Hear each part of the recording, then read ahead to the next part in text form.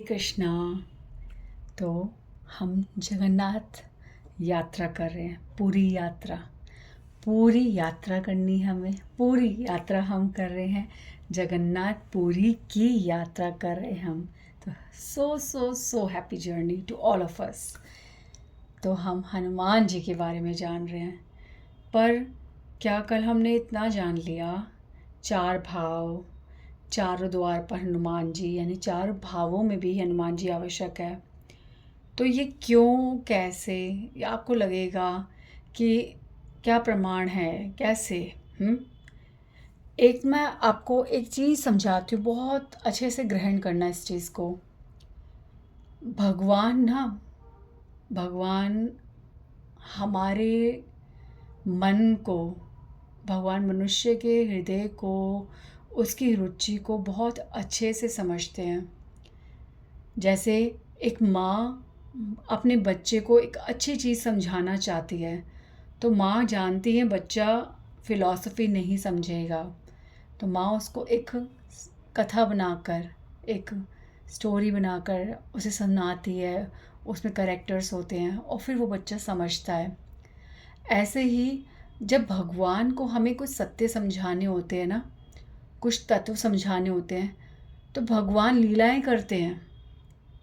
हम उन लीलाओं की वजह से उस चीज़ को ग्रहण करते हैं, तत्व हमारे अंदर चला ही जाता है।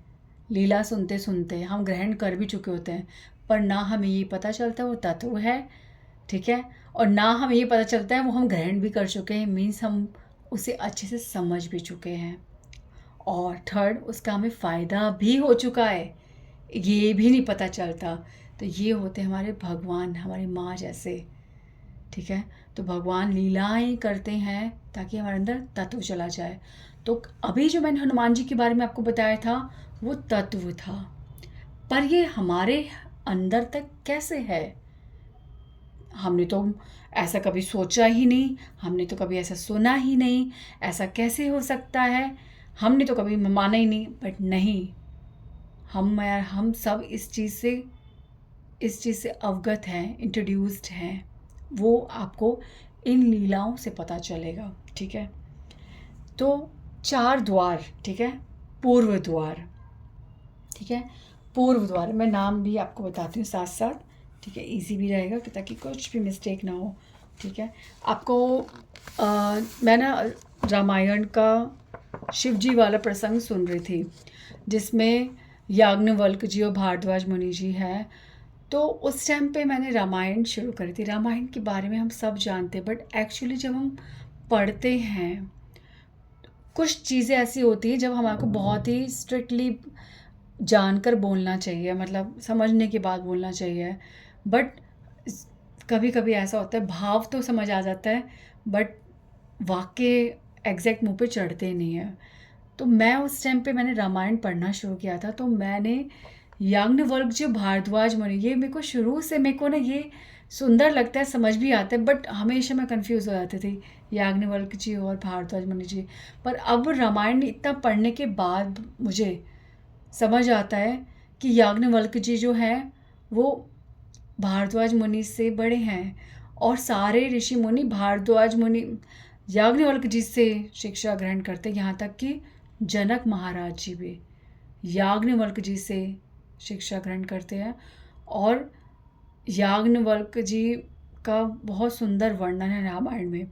तो जब मैं वो शिव प्रसंग बता रही थी, तो उसमें भारद्वाज मुनि जी ने याज्ञवल्क्य जी से पूछा था, तो मैंने बोल दिया था याज्ञवल्क्य जी ने भारद्वाज मुनि से पूछा। तो ये थोड़ा सा गड़बड़ हो गया था, बट सब कुछ सेम था, अर्थ सेम था, बस कन्फ्यूजन इतना हो गया था। तो अभी मैं ना कोई चीज़ ना, अब मुझे समझ आता है कि जब हमें यार को एग्जैक्ट कोई चीज़ में हम पूरे उतरे नहीं हो, तो अच्छा यही है कि हम उसको पूरा ध्यान से शब्द के बिल्कुल प्रमाण के साथ बोले। तो अभी मेरे पास वो पेज खुला हुआ है, ठीक है, और इसमें क्या बोलते हैं, और इस ये है श्री क्षेत्र परिक्रमा, श्री भक्ति पुरुषोत्तम स्वामी महाराज जी का। उसमें ये उन्होंने हनुमान जी जो हमारे हैं जगन्नाथपुरी में 8, ठीक है, 8 महावीर है हमारे, ठीक है, 8 महावीर। और 4 द्वारों पर 4 हनुमान जी हमारे। पूरे जगन्नाथपुरी में हमारे 8 महावीर हैं। तो मेन मैं आपको बताती हूँ, ठीक है, जो हमारे 4 द्वार पर हैं। सबसे पहले हमारा सिंह द्वार यानी पूर्व द्वार, उनमें जो भगवान हैं उनका नाम है फतेह हनुमान। तो आप फतेह से समझ रहे हो, ये पारसी शब्द है, ठीक है, फतेह करना, विजय करना। तो फतेह हनुमान, ठीक है, जिनके स्मरण से हमें विजय प्राप्त होती है, फतेह हनुमान। फिर हमारे पश्चिम द्वार में है वीर विक्रम हनुमान जी, ठीक है। और आगे जाके मैं आपको बताऊंगी कि पश्चिम द्वार से जाना कितना आसान होता है, इजी होता है, जल्दी पहुंचना होता है। ये मैं आपको आगे एक टॉपिक में आएगा।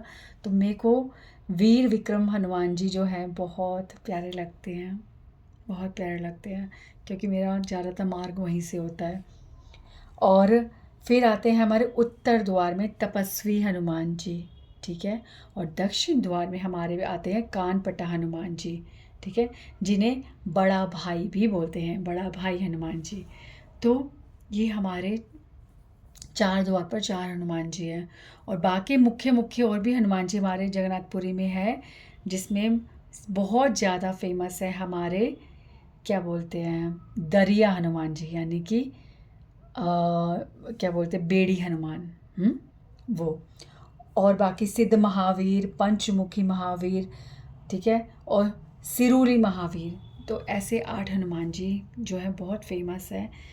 पर जगन्नाथ मंदिर में जो 4 हनुमान जी मैंने आपको एक एक करके मैं बताऊंगी, ठीक है।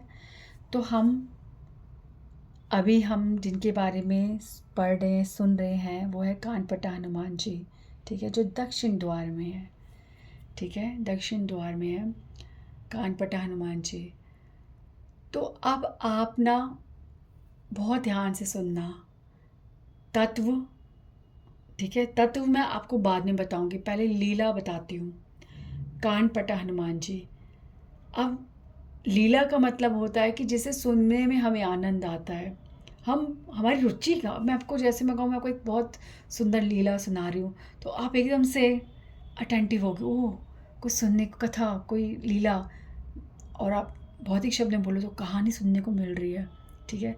बट प्लीज़ हम लोगों को अपने आध्यात्मिक शब्दों को, हाँ, आध्यात्मिक शब्द किसी भी चीज़ को बहुत सम्मान देते हैं।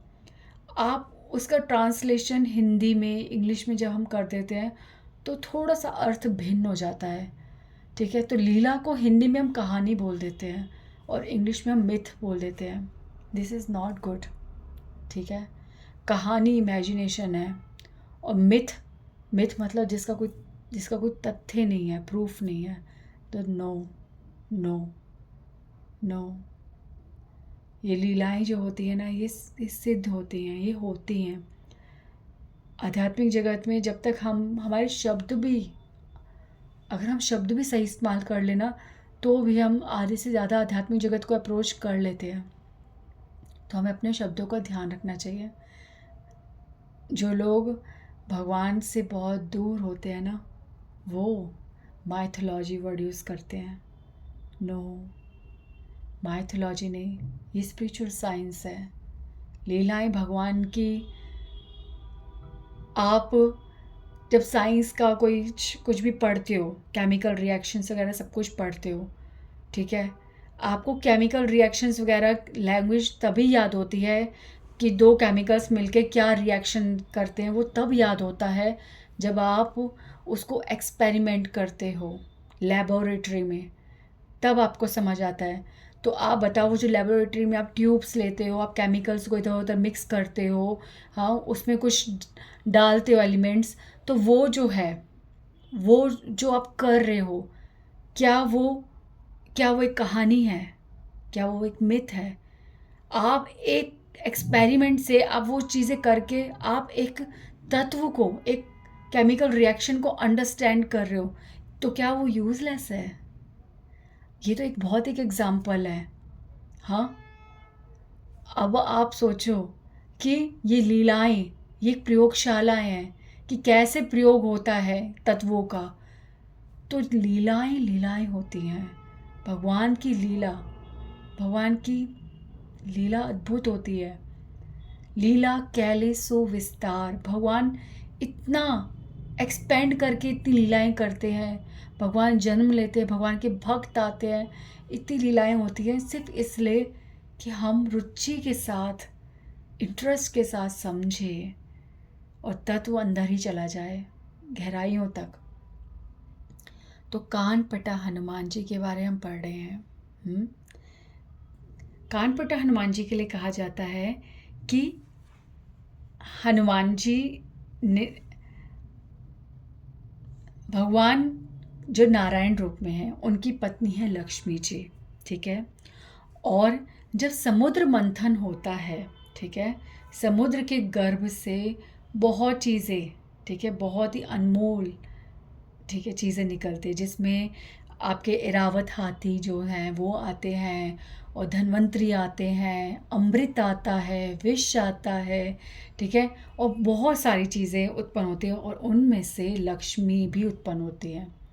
तो जैसे गर्भ से बच्चा निकलता है ना, ऐसे ही समुद्र के गर्भ से लक्ष्मी जी प्रकट होती हैं। हाँ, ठीक है। तो ये अलग एक है, मैं इसको बिल्कुल छोटा सा बताऊंगी आपको। तो लक्ष्मी जी समुद्र मंथन में उत्पन्न होती हैं समुद्र के गर्भ से, इसलिए लक्ष्मी जी पुत्री हैं और समुद्र पिता हैं, ठीक है। और फिर आगे लीलाएं पता है आपको, स्वयंवर होता है और लक्ष्मी जी भगवान नारायण को ही, भगवान विष्णु को ही हार पहनाती हैं और स्वीकार करती हैं अपने वर को, ठीक है। तो लक्ष्मी जी के पिता है समुद्र, ठीक है। और अब ये जो समुद्र है ये जगन्नाथपुरी में मंदिर के ही सामने है। आप कहोगे अभी दूर है, तो ये हमारी जियोग्राफी जो चेंज हो रही है ना, उसकी वजह से है। पर पहले मंदिर और समुद्र के तट के बीच में कुछ भी नहीं होता था, ठीक है। दृश्य एकदम सामने होता था, लहरों की आवाज़ एकदम डायरेक्ट होती थी। तो समुद्र सामने होता था, तो समुद्र बहुत आवाज़ करता है, लहरों की बहुत आवाज़ आती है, बहुत आवाज़। अभी तो हम लोग कमरों में होते हैं तो हमें पता नहीं चलती। मैं क्योंकि सी बीच पे ही हमेशा स्टे करती हूँ, तो बहुत अच्छा लगता है। जब डोर खोलता है तो लहरों की आवाज़ें आती है, बहुत तेज़ आवाज़ें आती है। बंद होती है तो बिल्कुल धुंधली हो जाती है, पर आती है। तो जगन्नाथपुरी में जगन्नाथ जी को, जब जगन्नाथ जी रात को विश्राम करते हैं, तो समुद्र की बहुत आवाज़ें आती, बहुत शोर आता है। अब भगवान को निद्रा नहीं आती, भगवान वहाँ साक्षात हैं। हाँ, भगवान को निद्रा नहीं आती समुद्र की लहरों के शोर के कारण। तो अब क्या किया जाए, भगवान एक इशारा करे तो समुद्र भयभीत हो जाए, और ना आए, आवाज़ ही ना करे, कोई चुप्पी हो जाए एकदम, ठीक है। बट वो उनकी पत्नी के पिता हैं। सोचो आजकल कलयुग में आप लड़की के माँ बाप के बारे में कुछ बोलो, लड़की तो गई हाथ से, है ना। कितना भयंकर तमाशा बन जाएगा, छोड़ेगी नहीं आपको जिंदा। तो भैया थोड़ा तो रिफ्लेक्ट करता ना कहीं से। तो हमारे लक्ष्मी माता जी के पिता हैं वो। तो भगवान जो आज हम ससुर से पंगे नहीं ले सकते लड़के, तो भगवान ये दिखाते हैं कि मैं भी नहीं ले सकता, समझे, तुम भी नहीं, मैं भी नहीं ले सकता, तो कुछ नहीं कर सकते। समुद्र ससुर को भयभीत कर सकते हैं? इम्पॉसिबल। तो भगवान क्या करें, इसलिए भगवान हनुमान जी का स्मरण करते हैं और हनुमान जी को आदेश देते हैं कि तुम्हें समुद्र की आवाज़ को रोकना है, ठीक है। समुद्र की आवाज़ को अंदर नहीं आने देना। अब हनुमान जी क्या करेंगे बताइए? हाँ, हनुमान जी क्या खड़े हो जाएंगे? तो हनुमान जी कैसे समुद्र की आवाज़ को अंदर आने से रोकते हैं? तो ये एक साइंस है, आप ध्यान से सुनिए। आपके घर के आसपास कहीं ट्रेन का ट्रैक हो या मेट्रो हो, ठीक है, तो आपको दूर से ही आवाज़ आ जाती है, ठीक है, आवाज़ आ जाती है। पर कब आवाज़ आती है? जब आप कहीं अपने कॉरिडोर में खड़े हो या छत पे खड़े होगे तो आपको आवाज़ आएगी। घर के कमरों में आवाज़ नहीं आएगी। क्यों? क्योंकि आप हमारे डोर्स जो हैं एयर टाइट, ठीक है, एयर को एकदम लॉक कर देते हैं। घर हमारे अब एयर टाइट है, खिड़कियाँ यूपीएससी की हैं, सब कुछ एकदम एयर टाइट। तो सब कुछ यूपीबीसी होता है, आई एम सॉरी तो ये इतना हवा अंदर आ ही नहीं रही, तो इसलिए शोर भी नहीं आता। पर हवा का संचार होता है ओपन में, इसलिए जब हम गैलरी में खड़े होते हैं या छत पे खड़े होते हैं तो हमें दूर कहीं अगर ट्रेन का जो हॉर्न होता है वो आवाज़, ट्रेन की ट्रैक की आवाज़ या मेट्रो के डोर खुलने की आवाज़, डोर बंद होने की आवाज़, मेरे घर से बहुत दूर है तो भी मुझे आवाज़ आती है, ठीक है। तो कैसे आती है? हवा से आती है, ठीक है। हवा जो है वो संचार करती है, ठीक है। तो हवा ही संचार करती है। पर अब आप कहोगे हवा संचार करते तो हनुमान जी तो हवा है, वायु है, तो वो तो फिर इसका मतलब वो तो वॉल्यूम को पास करेंगे अंदर। तो इसका दूसरा साइंस, जब आंधी होती है, ठीक है, आंधी होती है, आप आंधी में कभी बाहर खड़े हो, हवा इतनी तेज़ चल रही होती है, तेज़ चल रही होती है कि आपको पास वाले को तेज़ बोलना होता है, सुनो कपड़े उतार लो, बारिश आने वाली है, इतना चिल्ला चिल्ला के इतना बोलते हो, आवाज़ नहीं पास होती। क्यों? क्योंकि हवा बहुत तेज़ है। तो यानी कि वो हवा जो एक बहुत दूर से आवाज़ को लाती है, और अगर वही हवा बहुत तेज़ हो जाए तो वो हवा उस वॉल्यूम को बहुत स्लो स्लो स्लो करते करते म्यूट भी कर देती है, समझे। तो हनुमान जी ने इसका सॉल्यूशन ये निकाला कि हनुमान जी जगन्नाथ मंदिर में, ठीक है, उस स्थान से, कौन से स्थान से? आपके पश्चिम नहीं, कानपटा हनुमान जी कहाँ पे हैं हमारे? कानपटा हनुमान जी हमारे कहाँ पे है? दक्षिण द्वार में है, ठीक है। तो दक्षिण द्वार से हनुमान जी स्टार्ट करते हैं और सर्कल में, मंदिर के सर्कल में बहुत तेज घूमते हैं, बहुत बहुत बहुत तेज घूमते हैं, इतनी तेज घूमते हैं कि जो हवा की एक बहुत मोटी लेयर, बहुत मोटी वॉल बन गई है, जिसकी वजह से अंदर की आवाज़ बाहर नहीं जाती और बाहर की आवाज़ अंदर नहीं आती। तो जगन्नाथ मंदिर के अंदर लहरों की आवाज़ आना बंद हो गई, ठीक है।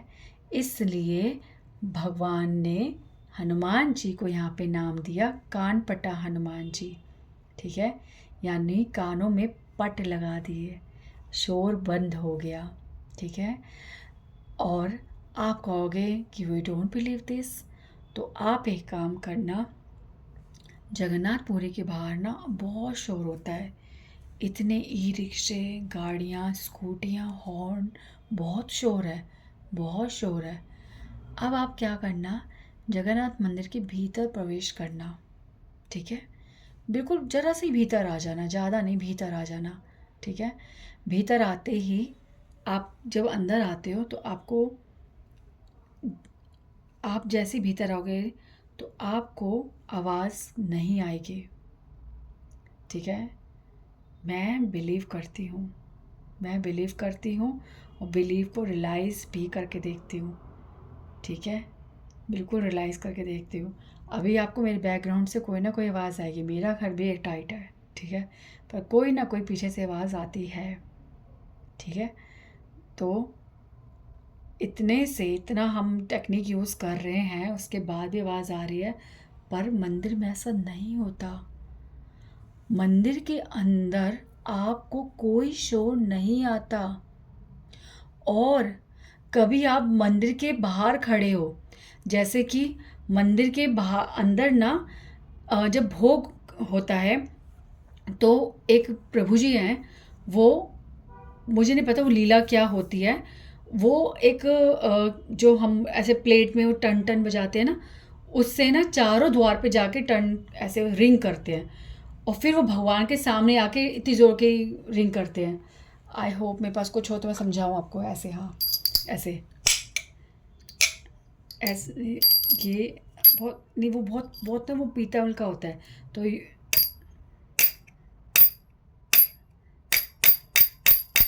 आखिरी में भगवान के सामने इस तरह से बजता है, ठीक है। तो इतनी ज़ोर ज़ोर की वो यूँ ये ऐसे ऐसे करके बहुत ज़ोर की पूरे मंदिर में आवाज़ गूंजती है। तो मैं आपको इसका एग्जाम्पल बताती हूँ।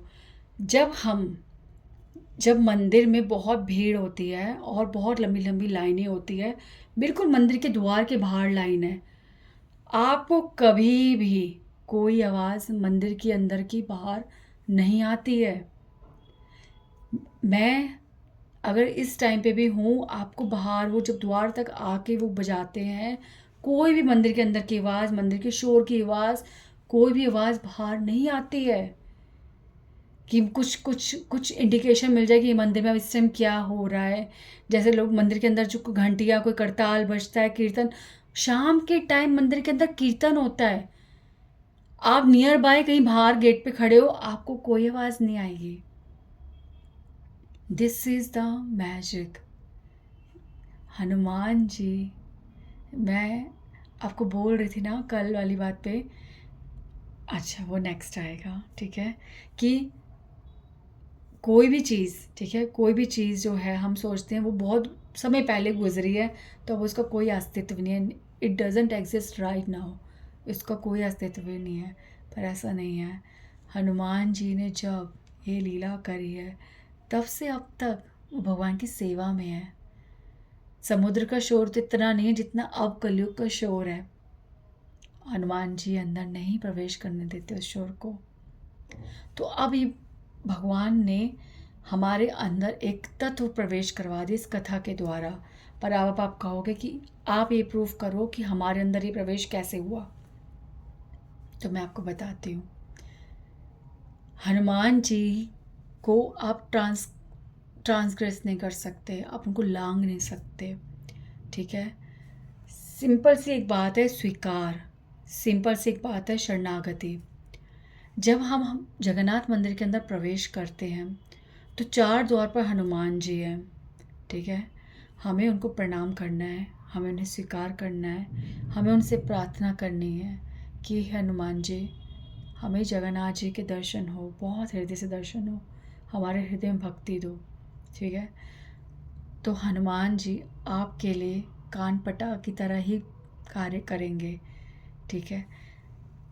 आप बहुत शोर से आ रहे हो, हनुमान जी की जब कृपा होती है ना, तो आप जब मंदिर के भीतर आते हो, वो कानपटा हनुमान जी आपके लिए भी कार्य कर रहे हैं। भीतर आते ही आपके अंदर विचार खत्म हो जाएंगे। You will not think about anything.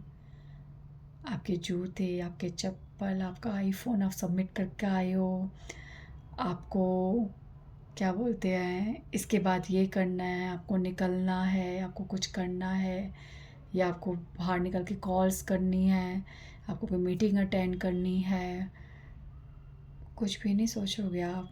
You will forget everything. ये सारा शोर आपका बाहर रह जाएगा। पर प्लीज़, सबके लिए क्या ऐसा होता होगा? सबके लिए ऐसा होता है? अगर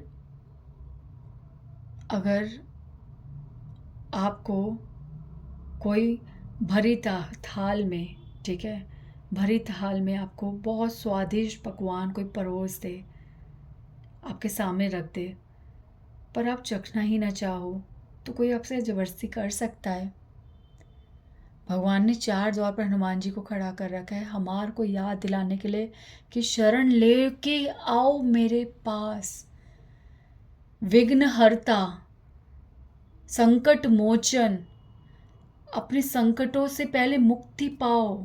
ये संकट है, ये सारे विचार, ये शोर, इन सब से मुक्ति पाने के लिए हमें हनुमान जी की शरण लेनी पड़ेगी। इससे चारों द्वार पर हनुमान जी है, उन्हें शरणागत होकर उनसे प्रार्थना करके भीतर प्रवेश करना है हमें, फिर वो वर्क करेगा। तो भगवान ने परोसा हुआ है थाल, अगर हम स्वीकार नहीं करेंगे तो कैसे होगा, ठीक है, कैसे होगा। तो तत्व के रूप में हमें जो भगवान को सेवा मिल रही है, भगवान की भक्त, भगवान का मंदिर में प्रवेश करने वाला प्रत्येक व्यक्ति उस चीज़ को महसूस कर सकता है कि शोर नहीं आ रहा, ठीक है। तो वो सबके लिए है, पर ये शरीर के लिए है। ये कानपटा हनुमान जी जो सेवा ये जो दे रहे हैं, इसे हम शारीरिक रूप से महसूस कर सकते हैं, पर आंतरिक वाला जो आंतरिक वाला शोर है, उससे सुरक्षा तब महसूस होगी हमें जब हम पहले स्वीकार करेंगे। हमें वो चखना है, वो ग्रहण करना है उस तत्व को, ठीक है। सिर्फ ग्रहण करने का एक ही मूल मंत्र है, स्वीकार, शरणागति, प्रणाम। सिंपल सा। हनुमान जी सामने आए हैं, आपको दिखेंगे, आप उन्हें प्रणाम करो, प्रणाम करो। प्लीज़ आप अंदर मत जाओ मंदिरों के। भगवान भगवान आपको वहीं पे खड़े होकर देख रहे हैं, वो वहाँ पे ही हैं। आप भीतर जाओगे, आप पूजा करोगे, आप पाठ करोगे, आप वहाँ दान दोगे, पंडित आपको मंत्र बुलवाएंगे, फिर ये करेंगे वो करेंगे। इतना समय नहीं होता हमारे पास। बहुत लिमिटेड डेज के लिए आते हैं, यूँ यूँ जैसे आइसक्रीम फ्रीज़र से बाहर निकलते ही पिघलने लगते ना, यूँ समय भागता है बाहर आते ही। धाम में तो ख़ास तौर पे बहुत जल्दी पिघल जाता है ये आइसक्रीम। इसलिए किसी में मत पड़ो, खड़े हो। हनुमान जी, मैं भीतर जा रही हूँ, मेरी हेल्प करो, मेरी हेल्प करो। बस प्रार्थनाएं उस टाइम नहीं आएंगी याद, अभी करो प्रार्थना, हृदय लॉक कर लेगा कि हनुमान जी से क्या प्रार्थना करनी है। उस टाइम बस चुपचाप हाथ जोड़ के खड़े हो जाओ, हनुमान जी मैं भीतर जा रही हूँ, प्लीज़ हेल्प मी। उस हेल्प मी में ना हनुमान जी सुन जाएंगे कि किस क्षण में आप कितनी प्रार्थनाएं कर चुके हो। वो सब हनुमान जी को स्मरण है, डोंट वरी। उस टाइम मुंह पे नहीं आई तो कोई बात नहीं, बस भागो, क्योंकि हनुमान जी कह रहे भाग, गतिशील हो, भाग, पहुंच पहुंच, बहुत जन्मों बाद पहुंचे हो, जाओ अपने लक्ष्य को निहारो, भागो, मैं तुम्हारे साथ हूँ, कोई भी भय की आवश्यकता नहीं है, तुम मुक्त होके जा रहे हो, जाओ। मुक्ति हमारा केवल मुक्ति हमारा उद्देश्य नहीं है, प्रेम के दर्शन करने हैं, प्रेम को पाना है, तो जाओ उस प्रेम मूर्ति, उस आनंद मूर्ति का दर्शन करो, जाओ, मैं तुम्हारे साथ हूँ, मेरा आशीर्वाद सदैव तुम्हारी रक्षा करेगा। तो हम कानपटा हनुमान जी का आशीर्वाद प्राप्त करके जा रहे हैं भीतर, समझे। तो ये हमारा दक्षिण द्वार है, ठीक है। अब हम जाएंगे उत्तर द्वार में, ठीक है। तो उत्तर द्वार में है हमारे वर्गी हनुमान जी। तो यहाँ पे कहा जाता है कि वर्गी जो थे वो महाराष्ट्र के एक आक्रमणकारी सेना थी, ठीक है। तो वो लोग उस उत्तर द्वार की दिशा से घोड़े लेके अपनी सेना लेके पास करते थे, ठीक है। कुछ समय उनका थोड़ा बोलबाला था, तो वो शोर बहुत भीतर आता था, ठीक है।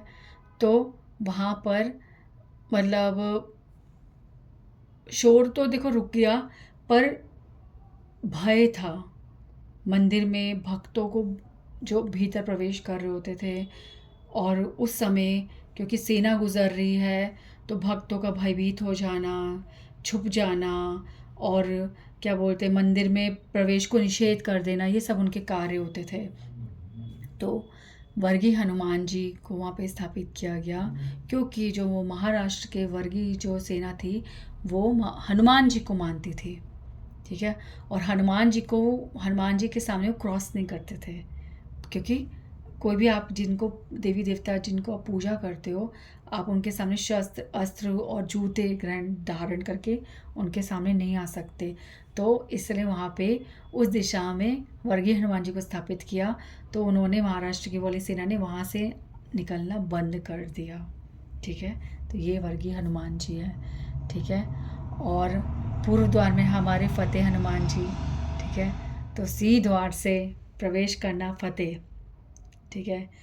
आप विजयी हो, हनुमान जी आपको ये संकेत कर रहे हैं, आप विजयी हो, ठीक है। अब बात बढ़ रही यार, बढ़ने दो यार, आप लोग खाली नहीं हो, मैं तो बहुत खाली हूँ, क्योंकि मुझको सुनना है, तो सुनो ध्यान से। जगन्नाथ मंदिर में प्रवेश करने वाला प्रत्येक व्यक्ति मुक्ति पा रहा है, मुक्ति पा रहा है। जगन्नाथ मंदिर में प्रवेश करने वाला, जगन्नाथपुरी में पहुंचने वाला, जगन्नाथ जी के दर्शन जो पूरे जीवन में एक बार भी कर ले उसे मुक्ति प्राप्त होती है। ठीक है। ऐसा एक बहुत ज्ञानी पंडित विद्यापति था जिन्हें कभी विश्वास नहीं हुआ। ठीक है, कभी विश्वास नहीं हुआ। नाम छोड़ दो आप, फिर बोलोगे कहाँ लिखा है। मैंने तो सुना, मैंने विश्वास करा, ये सत्य घटना है। ठीक है। तो जगन्नाथ जी बहुत लीला पुरुषोत्तम है, आज भी लीलाएं करते हैं। तो आप कहाँ कहाँ रिकॉर्ड ढूंढ लोगे। इतने रिकॉर्ड्स, इतनी लीलाएं हैं, इतनी लीलाएं हैं जगन्नाथ जी की। तो सुनो जो लीला बता रही हूँ। एक बहुत ज्ञानी पुरुष था, उससे जब जगन्नाथ जी की ये महिमा पता चली, उसने सुना कि ये कहा जाता है कि जगन्नाथ जी के एक बार दर्शन हो तो मुक्ति प्राप्त हो जाती है। तो ऐसे कैसे, हम इतने पंडित, हम इतनी मेहनत करते हैं, शास्त्रों का ज्ञान प्राप्त करते हैं मुक्ति पाने के लिए, और वहाँ पे एक साधारण व्यक्ति भी मंदिर में भगवान के दर्शन करे उसे मुक्ति मिल जाए। मैं नहीं मानता, मुझे विश्वास नहीं है। मैं जाके देखता हूँ क्या सत्य है, मैं सत्य का पता लगाऊंगा। तो वो वहाँ पहुँचता है। ठीक है, वो वहाँ पहुँचता है और पहले तो सिंह द्वार से ही प्रवेश होता था। तो वो सिंह द्वार के पास पहुँचता है मंदिर के लिए। तो सुबह ना मंगला आरती में जब प्रवेश होता है तो भगवान के मंदिर के सबसे बड़े जो वो होते हैं सेवक, ठीक है, तो सेवक बहुत सारे सेवक होते हैं, अलग अलग कैटेगरी है। ये प्लीज़ आप महानिधि महाराज की बुक से पढ़ना, आपको बहुत आनंद आएगा कि कितने तरह के सेवक होते हैं और हर सेवक को एक सेवा मिली हुई है और उन्हीं की फैमिली की फैमिली की फैमिली की फैमिली की फैमिली ही आज तक वो सेवा कर रही है। ठीक है। तो किसी की जगन्नाथ रथ यात्रा के समय सेवा होती है, किसी की भोजन की सेवा है, किसी की सब्जी काटने की सेवा, हर किसी की अलग अलग सेवा है। ठीक है। और हर कोई बहुत ही श्रद्धा और प्रेम से अपनी सेवा कर रहा है, कोई सेवा एक्सचेंज नहीं होती, सब अपनी फैमिली ट्रेडिशन के हिसाब से आज तक सेवा कर रहे हैं। ठीक है। जैसे जो गरुड़ सेवा है, मतलब कि जो जगन्नाथपुरी के झंडे को रोज़ बदलते हैं, वो एक परिवार है। तो उनकी ही फैमिली के लोग जो हैं वो शक्ति ट्रांसफॉर्म होती है उनके अंदर, उनके उनके वंश में ही ऐसा है कि वो गरुड़ की तरह एकदम तेज चढ़ जाते हैं और उनको क्या बोलते हैं, जगन्नाथपुरी के झंडे को बदलते हैं। ठीक है। आप देखोगे ना, आप हैरान होगे कि वो किस तीव्रता से चढ़े हैं। ये कोई कोर्स नहीं है कि वो प्रैक्टिस करते हैं जैसे मिलिट्री में प्रैक्टिस करते हैं, ऐसे झुक के निकलना, ऐसे लेट के निकलना। नो, ये एक संपत्ति है, एक योग्यता का वंश के अनुसार जो उन्हें मिले जा रहा है, मिले जा रहा है, ये वो प्रसाद है। ठीक है। तो इस प्रकार से सब सेवा करते। तो ऐसे ही एक सेवा होती है द्वार खोलने की सेवा। तो वो पंडित जी रोज़ आते हैं और वो पूरे सोने से शोभित होते हैं। वो आते हैं, मंदिर के द्वार के ताले की पूजा करते हैं, द्वार खुलता है, फिर पतित पावन जगन्नाथ जी का द्वार खुलता है, उन्हें प्रणाम होता है, उनकी आरती होती है और फिर भीतर प्रवेश आरंभ होता है। फिर एक एक करके वो अंदर जाते हैं और सबसे पहले भगवान के गर्भगृह का द्वार खुलता है, भगवान को उठाया जाता है और भगवान को पहला भोग लगाया जाता है। फिर नेक्स्ट द्वार, नेक्स्ट द्वार, नेक्स्ट द्वार, फिर वो ऑडियंस के लिए जो द्वार है वो खुलता है। ठीक है। तो ये पूरी एक लीला है। बहुत जगन्नाथपुरी जो है आज तक पारंपरिक लीलाओं के द्वारा ही अनुसार ही पूरे शास्त्रीय रूप से कार्य कर रहा है। तो अब जो वो हमारे पंडित जी हैं, ठीक है, विद्यापति जी, वो इस बात पे पूरी तरह संदेह करके बैठे कि कैसे हो सकता है। तो वो पंडित जी आए हैं द्वार खोलने वाले। ठीक है। अब वो द्वार खोल रहे हैं, रोज़ के अनुसार वो जैसे रीति रिवाज है सब कुछ पालन करते हुए, पूजा करके, मंत्र पढ़ के द्वार खोल रहे, ताला खोल रहे हैं, पर ताला नहीं खोल रहा। बहुत प्रयास किया गया, ताला नहीं खोल रहा। तो सुबह की मंगला आरती का समय चला गया। ठीक है। गोपाल भोग का समय हो गया, दिन बीते जा रहा है, बीते जा रहा है, रात्रि होने को आ रही, पर आज द्वार ही नहीं खोल रहा, द्वार ही नहीं खोल रहा। तो सब बहुत हार गए, रात्रि का समय तो सोने का समय है, सब अपने अपने स्थान पे चले गए, सो गए। ठीक है। अब जो पंडित जी हैं उनको स्वप्न आता है कि इस नाम का ज्ञानी पुरुष जगन्नाथपुरी में आया है और वो प्रतीक्षा कर रहा है कि द्वार खुलेंगे, वो दर्शन करेगा, और जब तक वो खड़ा रहेगा मैं उसको दर्शन नहीं दूंगा। जब वो हटेगा तब मैं द्वार खोलने दूंगा, तब सबके लिए दर्शन सुलभ होंगे। पर जब वो हटेगा तो उसको बोलो कि वो यहाँ से जाए, तभी सबको दर्शन मिलेंगे। तो वो पहुँचते हैं, पूरा भगवान ज्ञान देते, वो कौन है, कहाँ है, मंदिर के वहाँ पे वो जाते हैं, पहुँचते हैं, देखते हैं वो वहाँ बैठा है, और फिर वो बोलते हैं तुम हो पंडित हो? तो बड़ा वो सोचते हैं हाँ मैं हूँ। आप मुझे कैसे जानते हैं? तो कहते हैं भगवान ने आपका मुझे परिचय दिया है। कहते हैं भगवान ने? वो कैसे?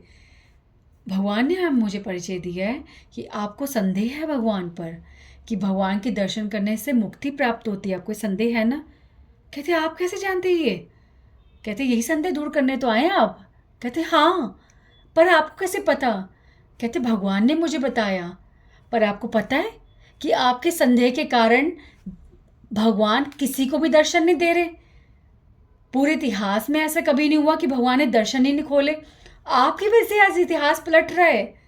देखिए कि आपको विश्वास नहीं ना, भगवान मुक्ति देते हैं, इससे भगवान ने आप ही का मुक्ति का द्वार बंद रखा हुआ है, द्वार खुल ही नहीं रहा आपकी मुक्ति का।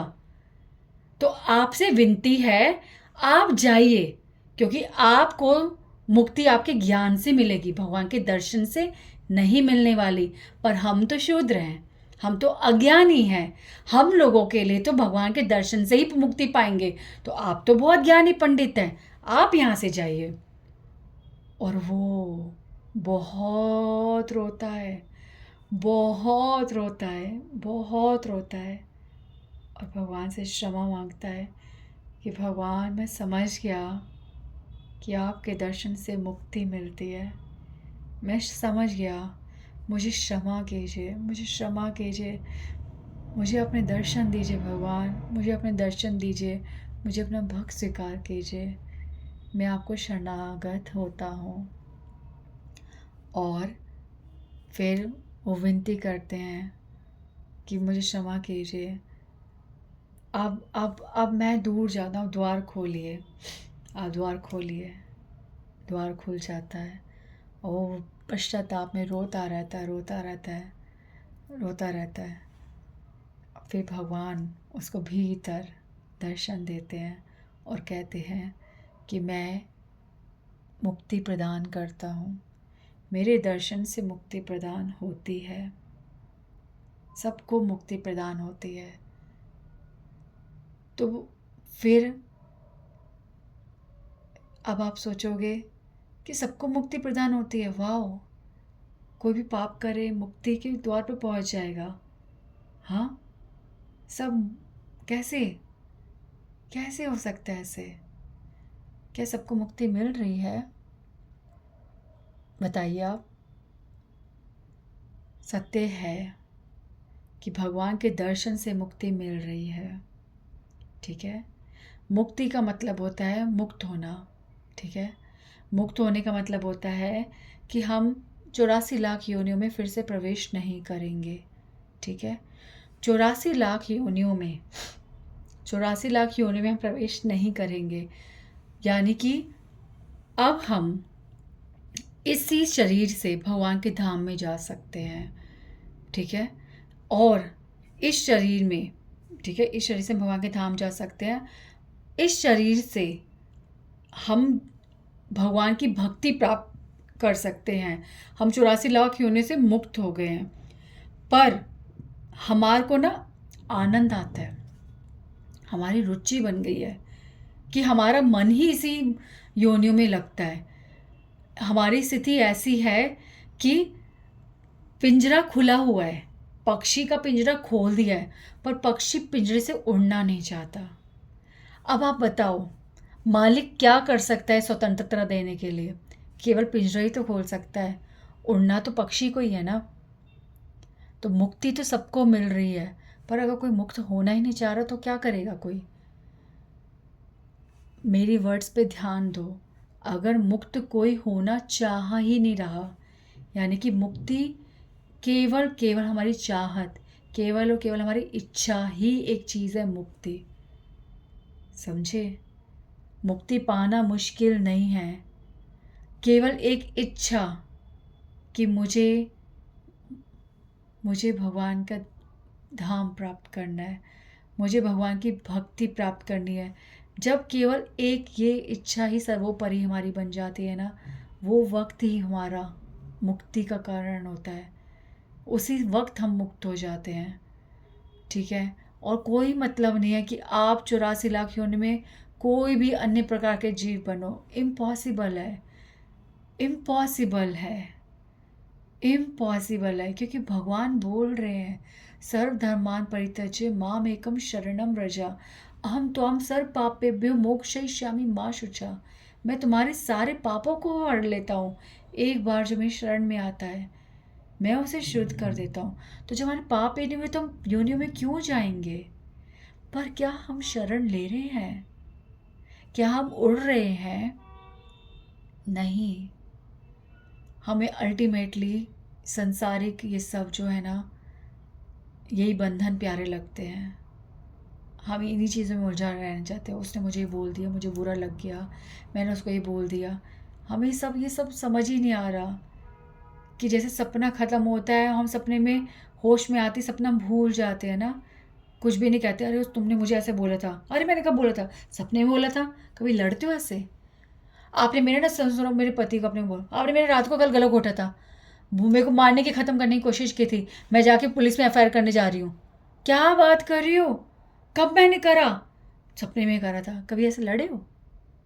सपने में क्या क्या भयानक से भयानक देख लेते हो। कभी कभी क्लेम करा है कि तुमने किया? तो ये भी तो एक सपना ही चल रहा है। बस ये है कि हम होश में नहीं आ रहे, हमारी नींद नहीं खुल रही, हम इसे सच मान रहे हैं। देखो, सपने में जो हो रहा है ना, वो भी सच है। ठीक है? मतलब वो सब व्यक्ति, सपने में आपको पति याद आता है, सपने में आपको फ्रेंड्स याद आते हैं, सपने में आपको बचपन याद आता है, अपने बचपन के घर याद आते हैं, और जो लोग आपकी दुनिया से जा चुके हैं वो लोग याद आते हैं। वो सब सत्य थे। ठीक है? पर उन सब के साथ रिलेटेड जो घटनाएं हो रही है वो सच नहीं है। ठीक है? वो पास हो गई, मतलब वो बीत चुकी हैं, तो वो ख़त्म है। ठीक है? तो ऐसे ही हम जो हमारे साथ साथ जो हो रहा है वो सब ख़त्म है, वो कुछ भी नहीं है। पर हम उनमें उनको पकड़ के जो जिए जा रहे हैं ना, ये सब बस कन्फ्यूजन है। और यहीं पे जो ब्रह्मवादी होते हैं, जो मायावादी लोग होते हैं, जो कहते हैं ये मिथ्या है, मिथ्या नहीं है। ठीक है? मिथ्या कुछ नहीं, झूठ कुछ नहीं है। सब ये दुनिया, ये लोग, ये सब सच है। पर घटनाएं जो है एक सपना है। मिथ्या एक सपना, जो घटनाएं घट रही हैं वो सत्य है।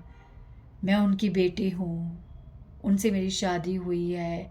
ठीक है? अब ये हमेशा रहेगा। उन्होंने मुझे बुरा बोल दिया, वो अब कभी अच्छे नहीं हो सकते हमारे लिए, हमारा संबंध टूट गया। ये सब जो घटनाएं हैं ना, ये सब चीज़ें ना, ये सब हमारे सोर्सेज हैं। हमारे को भक्ति करने के लिए सोर्सेज मिले हुए हैं, बट हम इन सोर्सेज को ना बस अपने आप को पजल करने में लगा रहे हैं। तो ये मुक्ति जो है ना, बहुत इजीली हमें भगवान जी दे रहे हैं, बट हम उड़ ही नहीं रहे हैं। तो वो सब लोग जो दर्शन कर रहे हैं, मुक्ति का मतलब है कि आप मंदिर में जब गए, आपने दर्शन करे, और यू हैव टू फील कि मैं मुक्त हूँ। अब मेरा जीवन भगवान के स्मरण में, भगवान की भक्ति में, भगवान के भजन में एवरी डे जाएगा। कैसे जाएगा? कि मैं जो कार्य कर रहा था हर दिन, जो मेरा पहला जीवन था, वो जीवन में कोई परिवर्तन नहीं आएगा। पर अब मेरा वो जीवन केवल मैं भगवान के लिए जी रहा हूँ। दिस वन थॉट इज मुक्ति, जो तुमसे कोई भी नहीं छीन सकता, आप भी नहीं छीन सकते। सिर्फ ये कि अब मैं जी रहा हूँ भगवान के लिए, मेरे साथ मेरे भगवान हमेशा है। यही स्थिति भक्ति की है, यही स्थिति परम मुक्ति है। बस इतना ही सोचना है। पर हम जब कहीं धाम से वापस आते हैं ना, तो बस यूँ इन्वॉल्व हो जाते हैं। अरे हो गया ना, बस हो गया ना, अब क्या बातें कर रहे हो वहाँ की, अब हो गया ना, ठीक है ना, तुम तो रोज़ ही बोर कर रहे हो वही वाली बातें कर करके। अरे छोड़ो ना, बस छोड़ा है अपनी मुक्ति, छोड़ दिया, छोड़ दिया। हाँ, भगवान आपको वहाँ मुक्ति दे रहे हैं, आप कह रहे हो भगवान मुझे ये दे दो, वो दे दो, वो दे दो, बिजनेस में ये दे दो, बेटी का ये करा दो, वो करा दो, वो करा दो, बस इस सब में हम बस फिनिश अप। मुक्ति, मुक्ति मिल रही थी।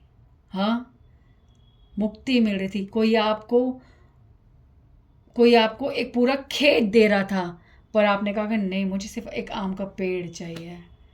क्यों? क्योंकि खेत में कहीं पेड़ नहीं थे, ठीक है। आम का पेड़ में फल लगे हुए थे, हमें वो फल जो है ना, वो आम का पेड़ अट्रैक्ट कर रहा है। ये नहीं सोच रहे कि वो एक पेड़ है, उस खेत में कैसे इतने कितने करोड़ों पेड़ लग सकते थे। पर वो जो इजी दिख रहा है ना, वो चूज़ कर लिया बस। तो मुक्ति छोड़ के ना छोटी छोटी चीज़ें रिप्लेस कराते हैं। नहीं नहीं भगवान, ये नहीं, ये नहीं, मुझे तो ये चाहिए। जरा चुपचाप जाओ और चुपचाप आ जाओ, केवल ये कहते रहो मुझे भक्ति चाहिए, भक्ति चाहिए, मैं भक्त हूँ, मैं भक्ति करूँगा। इतनी इतनी थॉट्स, यही मुक्ति है। बहुत इजी है पता है, बट सारा खेल। ऐसे कैसे हो सकता है? क्या बातें कर रहे हो मैम आप, क्या बातें कर रहे हो? इतना इजी तोड़ना है? अरे क्या बात हो रही है, ये तो हवा में फेंक रही है। छोड़ो भैया, मैं तो हूँ मुक्त, आई फील मुक्त। सब कंडीशंस में रह के मुक्त फील करती हूँ, आई फील मुक्त, यस। क्यों बोलूँ मैं झूठ?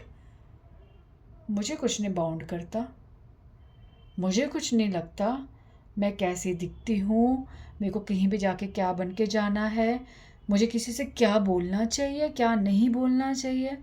म- मैं हर चीज़ से मुक्त हूँ। मैं अपनी अपने सेल्फ में जी रही हूँ, मैं अपने सेल्फ में हूँ, यही मुक्ति है। मेरे को सारे थॉट्स से मैं मुक्त हूँ। मुझे कोई मतलब नहीं कि एक भौतिक भक्त व्यक्ति मुझे भक्त समझे और एक भक्त मुझे भौतिक व्यक्ति समझे। मुझे इन चीज़ों से कोई फ़र्क ही नहीं पड़ता। मेरे भगवान की हूँ मैं, वो मुझे एवरी टाइम देख रहे हैं, वो मुझे सच में डूबा हुआ देख रहे हैं। मैं किसी को खुश करने के लिए अपने अंग में से सच का कपड़ा कहीं भी नहीं उतार सकते। मेरी अंग, हमारे अंग में जो स्किन लगी हुई है, ये सत्य है। मैं इस सत्य को कैसे हानि पहुंचा दूं? मुझे इस सत्य को पहन के रखना है, ये मेरे बस की बात नहीं। मेरे भगवान को प्रिय है सत्य, मुझे सच में जीना है, ये ही मुझे मुक्त करता है। तो अब हम अल्टीमेटली लास्ट, अब हम जा रहे हैं कहाँ? हमारा पूर्व द्वार, हम दक्षिण द्वार से शुरू हुए थे, दक्षिण द्वार कानपटा हनुमान जी, फिर उत्तर द्वार हमारा हमारा वर्गी हनुमान जी, पूर्व द्वार में हमारे फतेह, हाँ फतेह हनुमान जी।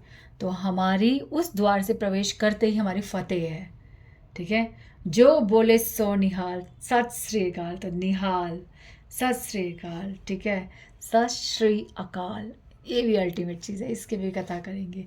तो हम सत श्री अकाल, सत श्री अकाल, सत श्री अकाल बोल लेते हैं, कई लोगों को पता नहीं है सत श्री अकाल, ठीक है। तो नो, अब मैं इस पर नहीं जा रही, ठीक है, क्योंकि इट्स अ ह्यूज टॉपिक। तो फतेह, ठीक है, आप आपकी विजय है, ओके। तो अब हम आते हैं हमारे किस द्वार पर हमारा रह गया अब?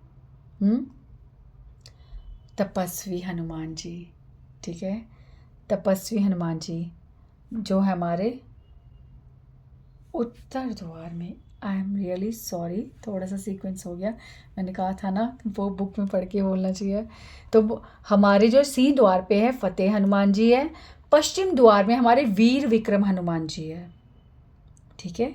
वीर विक्रम हनुमान जी पश्चिम द्वार में है, ठीक है।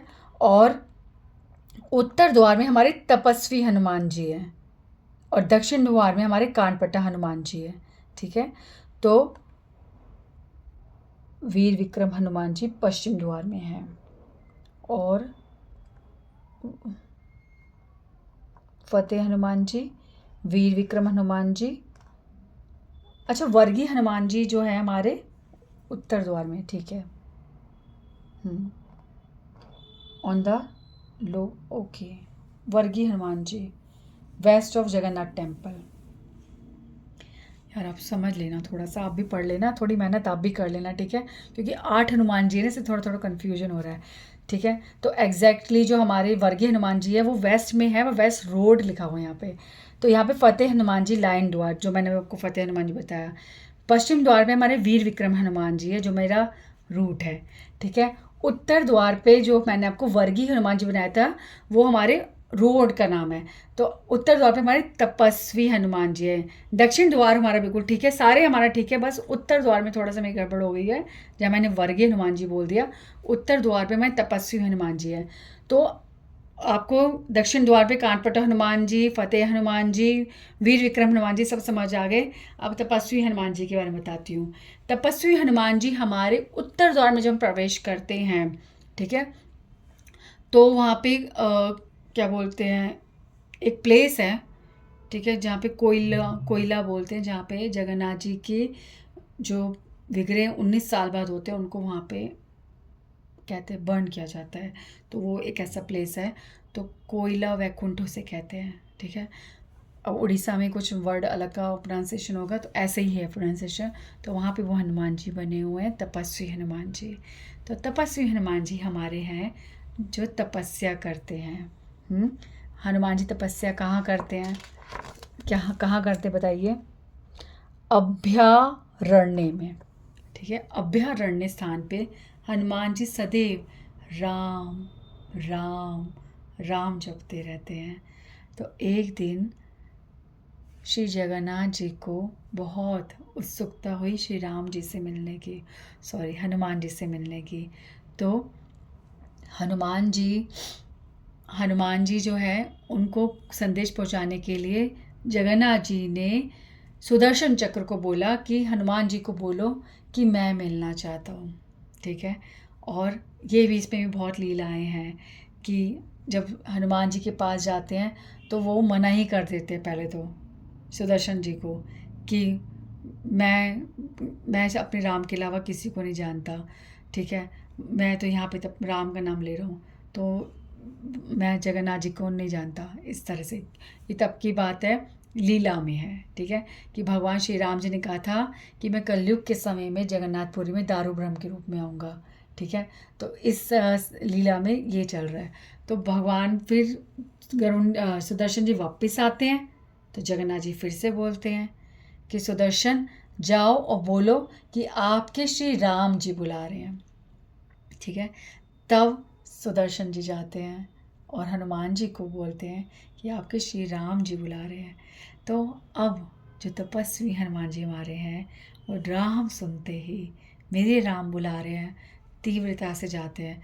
पर सुदर्शन जी को थोड़ा सा संदेह हुआ, थोड़ा सा अहंकार आ गया कि ये अपने भगवान को नहीं पहचानते। हाँ, ये इन्होंने पहले मना कर दिया, अब मैं इनको ना, इन्होंने भगवान को दर्शन, भगवान से मिलने में विलम्ब करा ना, अब मैं भगवान के दर्शन इन्हें प्राप्त करने में विलम्ब दिलवाऊंगा। तो हनुमान जी जब वो जो 22 सीढ़ियाँ होती है ना उस द्वार से जब प्रवेश कर रहे हैं, तो जैसे ही वो प्रवेश कर रहे हैं हनुमान जी जैसे उड़ के जाते हैं, तो जो सुदर्शन जी बार बार उनके रास्ते पे आ रहे हैं, बार बार रास्ते में आ रहे हैं, ठीक है, उनको प्रवेश नहीं करने दे रहे, विलम्ब कर हो रहा है। और हनुमान जी के अंदर उत्सुकता है, तो वो आँखें बंद करते हैं और कहते हैं प्रभु मैं आपके इन भक्त का उल्लंघन नहीं कर सकता, देखो हम्बलनेस, मैं आपका कैसे दर्शन पाऊँ, मेरी मदद करे। और भगवान उसी समय हनुमान जी को उसी स्थान पर सीधा बुला लेते हैं जहाँ पे वो हैं।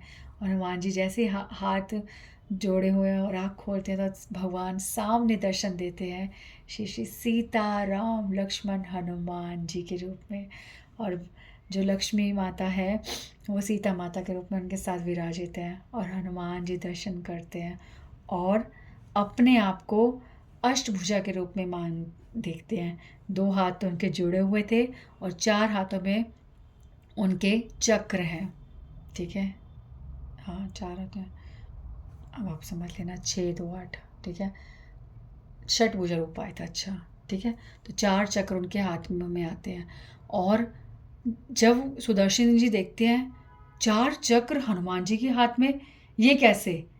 तो वो एक चक्र और हनुमान जी का 4 चक्र है। ये रूप देखकर वो हैरान होते हैं और भगवान भगवान उनको उस ये देखते ही सुदर्शन जी का अहंकार टूटता है, क्योंकि सुदर्शन जी को ये अहंकार है कि भगवान मेरे बिना भगवान कोई कार्य नहीं करते। भगवान को जब भी किसी राक्षस का नाश करना होता है तो उन्हें मेरी सहायता की आवश्यकता होती है। ये अहंकार सुदर्शन जी के हृदय में था और भगवान तो अहंकार का नाश। ठीक है, यदा यदा ही धर्मस्य ग्लानिर्भवति भारत। तो जब जब अधर्म होता है तो भगवान तदा तदा भगवान जन्म लेते हैं। तो हृदय में जैसे अहंकार आता है, भगवान कैसे भक्त के हृदय में अहंकार आते ही भगवान तुरंत जन्म लेते हैं, एक लीला करते हैं कि फटाफट उस अहंकार को ख़त्म किया जाए। तो करुण जी के लिए सुदर्शन जी के लिए ये लीला हुई है। ठीक है, सुदर्शन जी के लिए। और भगवान सुदर्शन जी को कहते हैं कि सुदर्शन, तुम जिस बात पे अहंकार कर रहे हो मुझे इसकी कोई आवश्यकता नहीं है और कलयुग में तो मुझे कतई ही आवश्यकता नहीं है। कलयुग में तो मैं केवल मेरा नाम ही उद्धार करेगा, राक्षस से राक्षस प्रवृत्ति वाले का भी। मुझे किसी का नाश नहीं करना, इससे मुझे तुम्हारी कोई आवश्यकता नहीं है।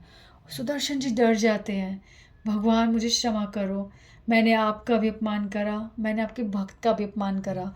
हनुमान जी से क्षमा मांगी, भगवान से क्षमा मांगी और कहा कि भगवान मुझे दंड मत दो, मैं आपसे दूर नहीं रह सकता। तो भगवान जी ने बोला ठीक है, तो तुम मेरे करीब मेरे हाथ में नहीं रहोगे, अब स्तंभ बन के रहोगे। ठीक है, स्तंभ बन के रहोगे। तो हम जब जगन्नाथ बलदेव सुभद्रा जी का दर्शन करते हैं तो उनके जगन्नाथ जी के बिल्कुल साइड में, ठीक है, स्तंभ के रूप में हमारे सुदर्शन जी हैं, उनका भी दर्शन करना चाहिए। और भगवान ने कहा कि तुम मूल रूप में मेरे मंदिर में सबसे ऊपर तुम स्थापित रहोगे जहाँ ध्वजा है। ठीक है, और तुम्हारा दर्शन करना बिल्कुल ऐसा आनंद प्रदान करेगा जैसे कोई मेरा ही दर्शन कर रहा है।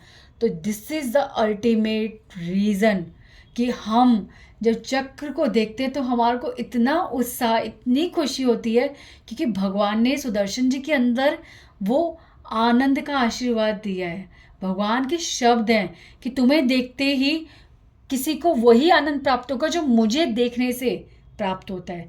इसलिए भक्तों को सुदर्शन का दर्शन करते ही सुदर्शन हो जाते हैं, भगवान जगन्नाथ जी के दर्शन हो जाते हैं। और इसी बल पर हमारे रूप, हमारे सनातन, हमारे हरिदास ठाकुर, हमारे गोस्वामी वर्गों ने इसी दर्शन पे अपना जीवन काल काटा है। ठीक है, तो ये है हमारे कौन, हाँ, तपस्वी हनुमान जी। ठीक है, तो इस तरह से ये 4 द्वार पे है। अब मैं छोटा सा बता देती हूँ, बेड़ी हनुमान जी भी है। ठीक है, जिन्हें दरिया हनुमान जी कहते हैं। तो समुद्र की लहरें बार बार जगन्नाथपुर में प्रवेश कर जाती है।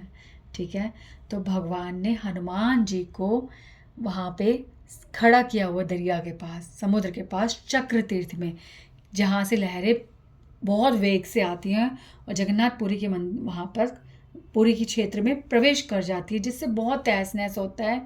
और नीलाद्रि निवासो निहित चरणों अनंत शिरसी, भगवान ने प्रॉमिस करा है कि मेरे जो नीलाद्रि के निवासी है, ठीक है, उनके शीश पर भगवान सदैव अपने चरण रखते हैं, उनकी रक्षा करते हैं।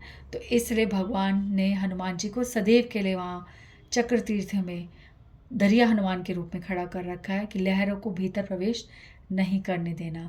पर हनुमान जी कभी राम की धुन में अयोध्या, कभी काशी पहुंच जाते हैं।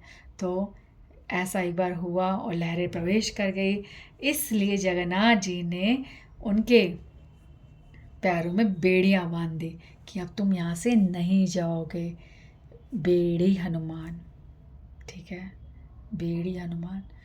तो ये हमारी स्थिति है कि कलियुग की लहरें बहुत तीव्र हैं, बहुत तीव्र हैं, और भगवान ने हनुमान जी को बेड़ी बांधा हुआ है, ठीक है। भगवान ने कहा है कि हनुमान, ये लहरें जो हैं, ये लहरें ये विनाश करती हैं भक्त का। ये कलयुग की लहरें बहुत स्ट्रांग है।